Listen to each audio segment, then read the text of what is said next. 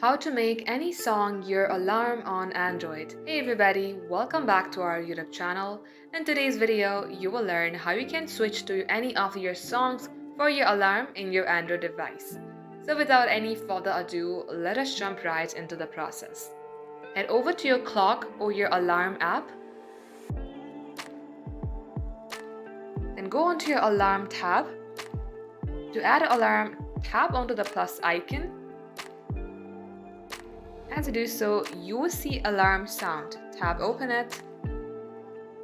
Now tap on ringtone. First of all, you have to allow clock to access your music and audio on this device. Now under selected ringtone, it will give you all the ringtone that is available in your device by default. In case you would like to add your own customized audio, tap on the plus icon. As you do so, you will see all of the songs that are on your playlist. Now to select them, toggle on the button and tap on done at the top right. Just like so, this is how you can set your alarm, and that wraps up today's tutorial. Thank you for watching the video till the very end. In case you would like to see more videos on this topic, then do comment down below. We will get back to you soon with more tutorials like this.